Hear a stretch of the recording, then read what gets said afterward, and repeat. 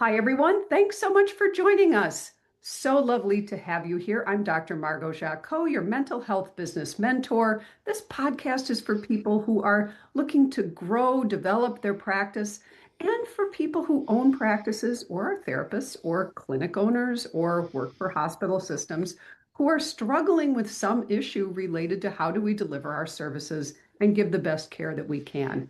And today we're going to talk about something that impacts, I would say, just about everyone, and I really try to avoid hyperbole, but just about everyone who is a mental health provider. And folks, I would say beyond, because our guest today works in all kinds of sectors.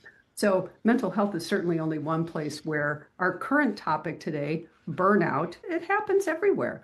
So let's dive in today. Let me tell you about our wonderful guest who really has expertise in this area. Carrie Severson, author of Unapologetically Enough and the Enoughness Method, is a keynote speaker and is recovering from burnout. As someone who experienced burnout firsthand as a business leader and again as a family caregiver, Carrie helps professionals retrain their nervous system, recover their energy, and rediscover joy at work and home as a keynote speaker and trainer. She's the host of the podcast I Save You, Now Do the Dishes, and the author of Unapologetically Enough.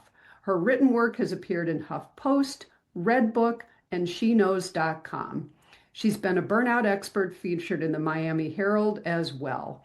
When she isn't on the road delivering keynotes on burnout recovery, she hangs out with her husband and their bloodhound Huckleberry in Phoenix, Arizona. She can be reached at carrieseverson.com. Please welcome Carrie Severson. Thank you for having me. Yeah, I love it. I So, love talking about burnout. So, well, which, I mean, thank goodness you can talk about it, right? I yeah, mean, you have gotten yourself through it, you've developed some strategies, you help other people identify it, figure out what to do about it, and how to yeah. avoid it down the road. So, tell us a little bit about how you got into the field of talking so much about burnout. So, I like to say I experienced burnout before burnout was a buzzword. And I burnt out for the first time in 2012. I Mm, created a nonprofit and it blew up nationally. It was mm, an organization that supported young girls after school to talk about bullying. And at the time, the first lady had created stopbullying.gov, and the first lady of Phoenix started Stop Bullying AZ. So I was like, right place, right product, right time, and it just literally mm, popped. mm. And there were days where I was sitting behind my computer, answering the phone, responding to emails, watching myself on old reruns of talk shows, and would have like news media trucks sitting outside my front door waiting for it. Was crazy. Really was like You were a celebrity. I was a media maven. That's exactly Yeah. what happened. So you can't sustain that as a team of one, Mm, but I did the very best I could for the better part of a decade. And I woke up on my 35th birthday, 50 pounds heavier, really unhappy, scared to look at my phone, and my mind would not stop running. Just, mm. I'm a highly intuitive person, and I heard the word burnout like flash across my forehead. Had never, what's Huh. that? I had never heard of it before. And I typed it into Psychology Today, I think. And this was 2012, and up pops this definition. Burnout is emotional, physical, mental exhaustion due to prolonged exposure to stress. And I just ugly cried, broke down crying. Oh. And I'm like, that's exactly what is happening.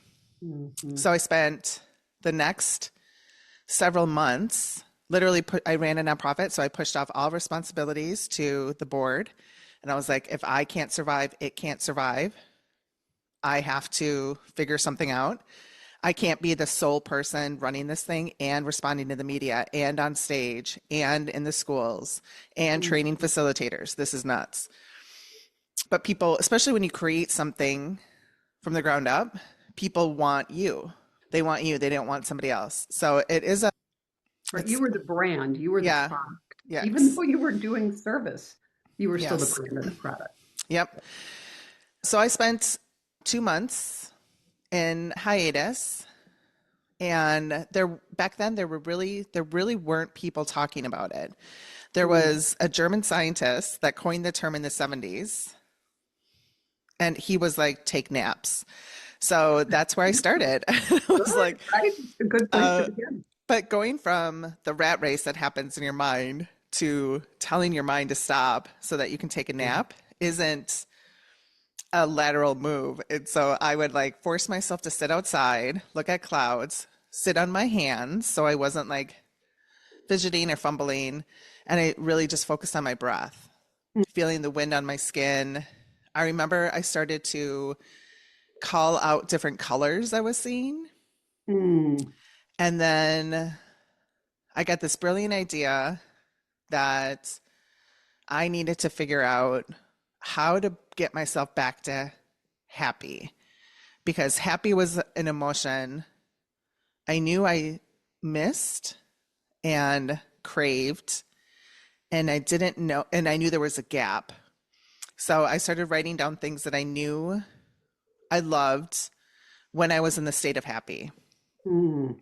And there were, things like coloring, hanging out with my girlfriends, going to movies, traveling. I hadn't been anywhere in a long time, putting my feet in the ocean, just like random stuff. I even Mm. remember writing down wearing costumes, just play childlike Ah. stuff, right?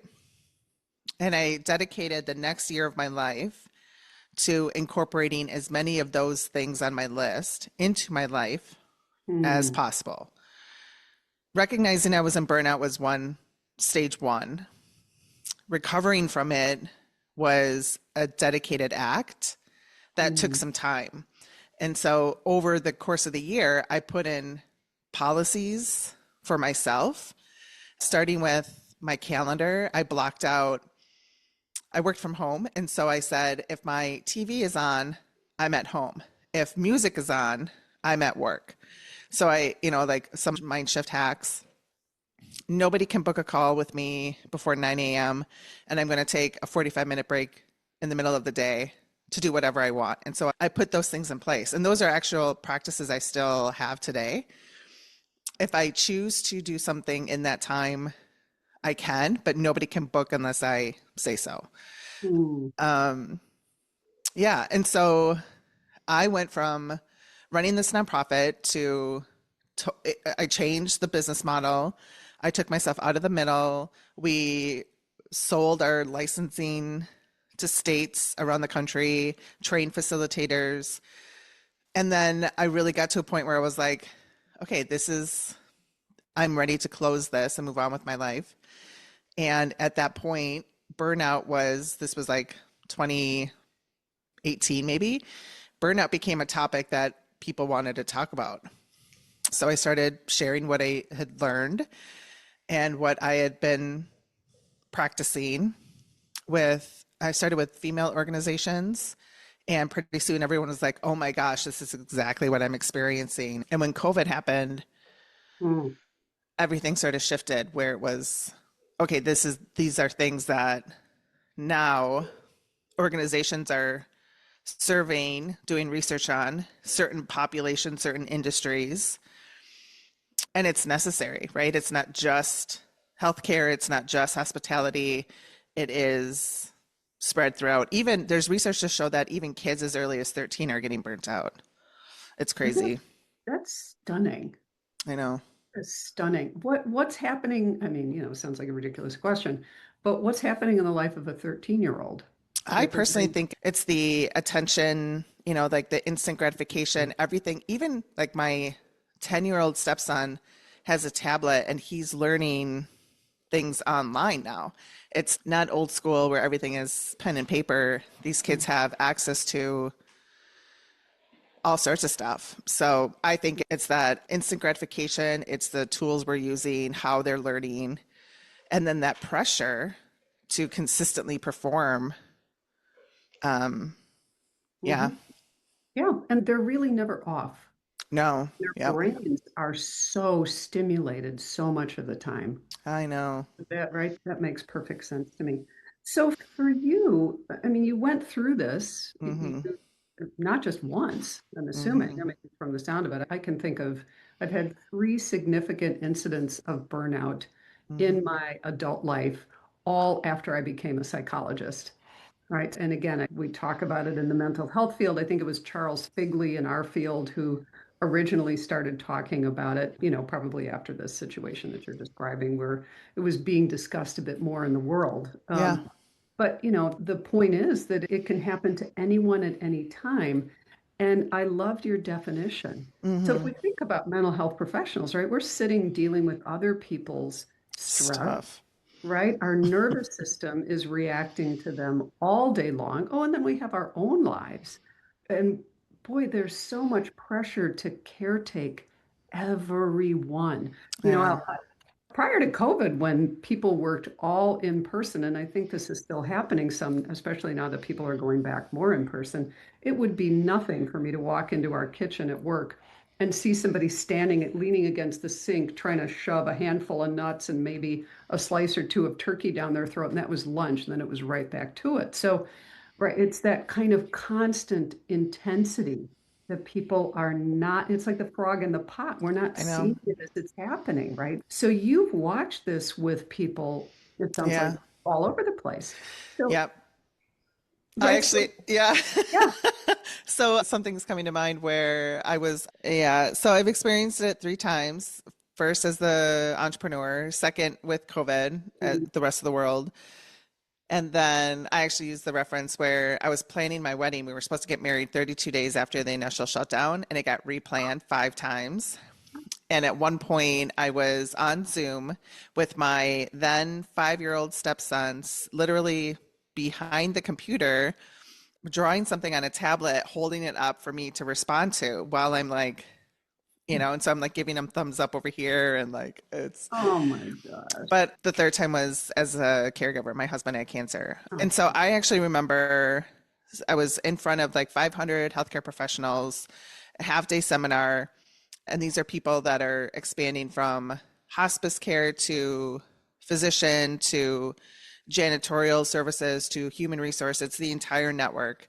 And I could tell that what I was saying, they were like almost laughing at it, where I'm like, even before you walk into a meeting, you should practice like a couple rounds of box breathing so that your brain can actually calm down so you're not going from one meeting to another. I'm like, so let's practice. And I'm doing some of these things and I can tell that it's not landing. And so I'm like, how many of you actually take a lunch break? And like nobody raised their hand. I'm like, how many of you take a water break? And they all kind of laughed. I'm like, how many of you take a bathroom break? And they're all laughing. I'm like, okay, well, so burnout is a thing that happens to our nervous system, our cellular system, our brains, that's not going to go away because it's now reprogrammed to think that this is normal, that you are being chased by a tiger around the clock, and that you're normal. This is normalcy. Wanting a shift, wanting something different can happen, but you have to, it's like a 12-step program. You have to work at in order for it to work. Not taking a lunch break, not taking a bathroom break, not taking a water break, even 5 minutes a day to do a little human, you know, have a bio break. I started calling it a bio break. mhm. You're not a machine, you're acting like one, and you're going to break. So it's crazy though to look at, and that happens in every industry, right? It's the nonprofit sector, these people that are behind the scenes Mhm. operating everything and scheduling everything, and Mhm. they look at it as a badge of honor to not take a break throughout the day and work to, you know 9-10 hours a day. It's Mhm. Right. okay. Well, and somebody says, "How are you?" And we say, "Oh, busy, but busy." Yeah. That's become kind of a typical response. Okay, what are we doing? Yeah. So when people are, so that wasn't landing for them because their basic needs were, box breathing, their basic bio needs weren't being met. So it Right. sounds like for you, regardless of whatever it is we are up against in the world, if we can, you're saying start with your basic needs. It's like Maslow's hierarchy of needs, right? Start with your basic needs. Yeah. So if someone is able to recognize that they're in burnout, well, first of all, let's start there, Yeah. right? because it's, I think, fairly universal because it's brain, body, nervous system, spirit, right? All of those things. What would people be looking for to try to recognize, are you in fact experiencing an episode of burnout? So the first thing that for me that happens is the where my breath lands. If I Mm, can't get it past here, like my upper chest, it's mm, not connecting to my belly. I know I'm holding my breath and I'm sustaining that throughout the day. That's a sign for me. If I can't turn off my brain, if I'm consistently running stories through my head or conversations, high level of anxiety, and it's ongoing, that's a sign for me. mm, Sleeplessness, insomnia is a really big sign. mhm, Belly bloat is a really big sign. But then you get into the personality sort of changes where you're snapping at people, you're irritable, you're the biggest, I think, or the last step really is like apathy, where you're just flat out, you don't care anymore. That's mm, literally like the step before you get laid off or you should quit. My husband had cancer. We went to a very reputable hospital mm, and his team had a number of medical professionals who were definitely in burnout. I knew it, but two particular who were absolute apathetic.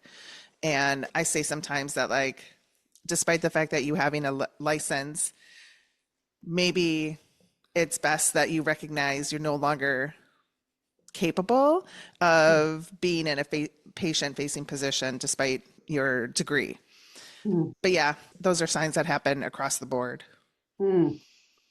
Well, first of all, my heart goes out to you and your stepsons and anyone else who loves your husband. I mean, and all of you, because what an awful experience to Hmm. have to go through. It was serious enough that you're going to a reputable hospital. I mean, you're having to Hmm. travel and assume. So it was a lot for your Hmm. family.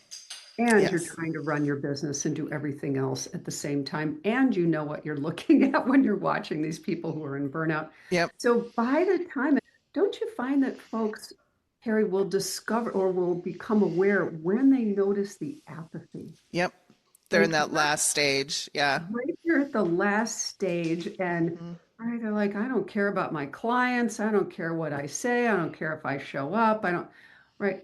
And they've been maybe irritable and thought, well, it's stress, but they don't notice until that Hmm. last stage. So, what are some things that people can do to recognize this, to understand that it happens, right? Yeah. But recognize it long before we get to that apathy, where to your point, we have a clinical license. We need to not be treating people necessarily by that point. So how do we Yeah. recognize it before then? So I do self assessments all the time. And it really is, this is where it gets challenging, where it's like you have to give yourself a couple of minutes to scan your body physically. Where are you holding your breath? Where are you holding tension? Are your toes curled under? That's a really big sign. Are your fists clenched? Is your jaw tight? Can Mhm, you breathe into your belly? Those are signs that your body is in physical distress. mhm, Mentally, can you calm down? Can you yawn? Can you lean back? I like to do that. So in all of my sort of seminars or workshops, we do a self-assessment. mhm. I picture start at the top of your head, scanning like you're in that airport scan thing. Right, right. I was Uh, just there several times, hands over my yeah, head. Yep. scan your brain, your eyes, your ears, unclench your jaw, swallow really hard. Can you move your shoulders around? And if you can't even get to that point where you're just like, this is stupid, I'm fine, whatever, chances are you're not. Mm, Moving down even further, taking a deep breath, can you expand your lungs? Moving into your chest, can you let your belly go? Can you soften it? Just move your hips around. So I actually do a scan physically all the way down my body, feeling again where I'm holding tension. Am I resisting letting the tension go? And mm, that really is the big piece for a lot of people is they think they can think themselves out of this versus mm. leaning back and allowing your body to do what it naturally needs to do. Yeah, I've seen a lot of people actually go through that and feel some relief and then question, walk out of seminars or workshops and question how they're supposed to help the rest of their team Mm, shift. That's a really big one, especially for people in the HR field or managers. mhm, How can you put this into practice in the workplace is a really big question, right? Because burnout is a personal issue, but it is a systematic issue that really needs mhm. to be addressed in both capacities. Absolutely.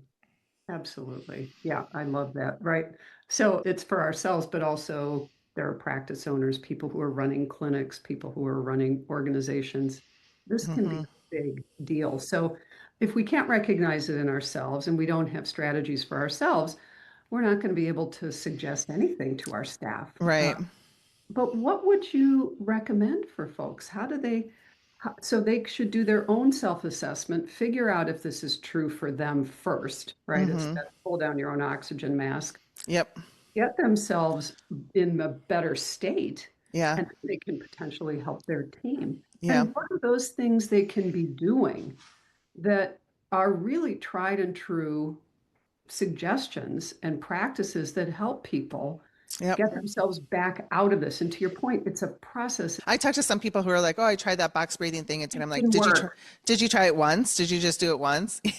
right? Yeah. So I created this thing called the enoughness method. I wrote a book about it, but it really was Tell like us about it really was how I started, where box breathing is the breathing technique the Navy SEALs use. And so it is a great way to turn off the fight or flight, turn on the state of relaxation. So Mm, I suggest doing that at least 4 or 5 times. And again, that's what I'm like, do that before a meeting, do that after a meeting, do that before you walk out of your office, before you walk into somebody else's office. Take a couple of minutes in the hallway, lean up against a wall, close your eyes, and just do that because it is physiologically changing how mm, things are working internally. And when that changes, we show up differently. mm, So box breathing is one of those absolute free techniques. Go do this any point. I love cold therapy, and I know that you can't take a cold shower in the middle of the day. So I recommend people get these like ice rollers. They're $7 on Amazon. Stick them in your freezer. If you hopefully you have something you can bring with you to work, or if you work from home. I do it when I'm sitting down before a meeting. I rub it up and down my vagus nerve. mhm, And again, it like 60 seconds at a time on one side, 60 seconds on the other side. It will immediately, mhm, it does shift. And these are things that we're doing to our bodies, but our bodies are telling our brains it's okay to chill out. mm. Literally. Yeah. And then I recommend people spend at least 3 or 4 minutes outside every day, despite the weather. Go take a couple of walks around your block, go check the mail in the middle of the afternoon. If you are in a big office building, you know, go find a park bench somewhere and just look at a tree. Mhm, It's not all afternoon, it's just a few minutes to get some fresh air, to let the sun do its thing, to feel the breeze on your skin. So, those are three principles mm, I recommend people do on a regular basis: box breathing, cold therapy, fresh air. And then there's so many people that I've worked with who don't take lunch breaks, who don't, like I said, don't take bathroom breaks. I really feel like it needs to be a mandatory sort of scheduling where if you can if you can close your office for 20 minutes in the middle of the day, like Walgreens, I think CVS do that. I think that's a fantastic practice. yep. You should. Like it should be, we are human beings. We need bio breaks. And Mhm. unless it's enforced, people aren't going to do it. That's right. And for those of us who are therapists and, we kind of build our own schedules, we can feel like, well, I have so many clients and I have to pack them in because I have to see them when they're available and I'm working on the hour and, Blue Cross mandates that I see them for 53 minutes or 55 minutes or, however many minutes they have to see them. And I have 5 minutes to go to the bathroom, eat something, do my clinical note, right? I know. Right. That's day after That's a day. lot. It's a lot. I mean, everybody. I think I just saw Huckleberry walk Yep. by. That's great. That's sweet. Huckleberry's adorable little tail twitching. So, That's a, but the idea being that there can feel like that pressure. I remember one of my staff went through a pretty significant medical issue And she came back and was very burnt out. She did all trauma work. And she just said, I have to do this for my own survival. Mm-hmm. And so she scheduled people instead of on the hour. It was one person on the hour, and then I will see the next person at the quarter after the hour so that I have a 20 Yes. break. Yes. It was like this revelation in the world of, and you know what? She survived, she thrived, she did much Yes. better. She was a much better therapist. So taking control of our calendar, Yes. realizing we must make those changes. This is a marathon, it's not a Yep. sprint. Yep. Yep. And, I've been doing this for 35 years at this point and feel like I can do it at this, I'm going to knock on some wood, throw salt over my shoulder, whatever, trying to make sure that I don't ever have that experience again. But I do watch for that with my team. Yeah. Don't see too many people. Don't pack your schedules. Let's talk about it. Mm-hmm. Let's go in, and I can go in to say to people, look, I've done this. I have allowed myself to burn out, not once, not twice, but three times. You'd Mm-hmm. think the third time hopefully was the charm. I think it has been, but it would be nice to I hope not get so. there Yeah. for other people, I right? know. So it sounds like you Uh, address a lot of this in your book. You've got the mm-hmm. enoughness method and unapologetically enough. Tell us about both. Tell us about Yeah. those. So, Unapologetically Enough is my first book. It is my burnout story. It's how I built Mm, this nonprofit that blew up. And then I took off. I took off running at a pace I did not know existed within me or was sustainable. And so, burnout happened quickly. I had to rearrange my life. And the first part of Unapologetically Enough really looks at how I did that. And then the mm, second part looks at I had to get to a point where, again, I was happy, I felt comfortable in my body so that I could open my heart up to having a partner. And then mm, it really is looking at finding Gavin and being in that relationship. mm, I wrote the Enoughness Method as a follow up book because when I put Unapologetically Enough out into the world in 2022, COVID was, everyone was burnt out and people were finding my books, Unapologetically Enough, and taking it to their bosses. And so I was asked to come in to speak to employee resource groups. And that took me by surprise. I had done so much stage work and so many media segments, being the nonprofit leader, mm, but being in front of a crowd of people telling them how to recover from burnout while still working was something I did not see coming. And mm, so after a year or so of doing that work, I was like, I need something that I can leave behind. I need something that I can give these people. And so I took what I mm, was offering in workshops and put it in a workbook format, which is the Enoughness Method. So in mm, that book, there are mandalas, there's coloring opportunities, there are journal prompts, and then it really is 10 tips I have for people living in burnout and wanting to recover. mm, And that book came out in 2024, right when my husband was finished with his cancer treatment. So as a writer, we write to heal and process our own stuff mhm, to help me recover from that experience. And that caregiving burnout is by far the hardest level of burnout I've been at and the hardest recovery experience because mhm, the difference between entrepreneurship burnout and caregiving burnout literally is life or death. mhm, I knew I was in burnout when I was fighting a hospital system to get him treatment. And yet, if I stopped, he was going to die. So I wrote, I Saved You Now Do the Dishes to help me process mm, and turn that into a podcast because, getting information out to caregivers on how to live in this while mhm, caring for somebody else is really like my next calling. It feels so mm, filled for me. mm, But I hope to have that book out within the next year or so. But it's a mm. podcast right now. Oh, how wonderful. And thank goodness Gavin is here. He's doing Yeah. okay. Yep. I saw him walk by too. Thank Yeah. goodness. I'm so glad. Thank I you. mean, thank goodness. Thank goodness. Thank goodness. And to your point, your work on his behalf made the difference between life and death. It Yep. doesn't get any more intense in our nervous Yeah. systems. than life and death. Yes. So you love him. You wanted to Yeah. survive, obviously. Yeah. So you have been through it kind Yeah. of all.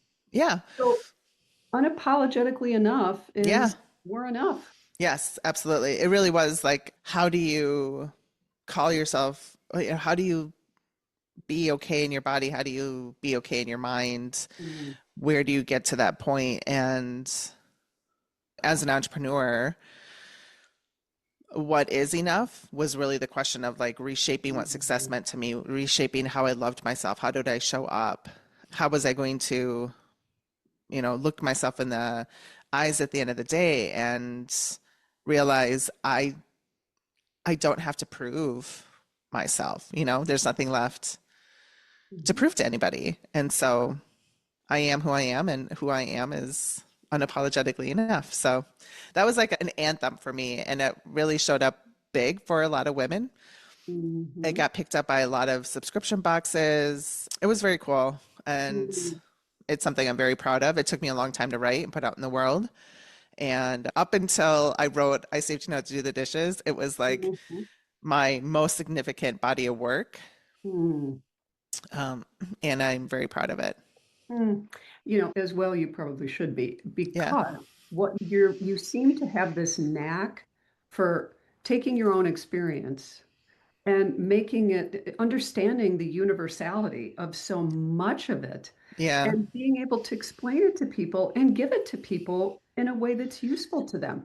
yeah. That's incredible. Isn't that Thank what you. we're trying to do, right? So you're our people. I Thank love it. you. So, folks, please go check out Carrie Severson's Unapologetically Enough, the Enoughness Method. Where can they Yeah. find those books? Anywhere books are sold, of course, on Amazon, but if you're trying to find it at an independent bookstore, they can order it for you there too.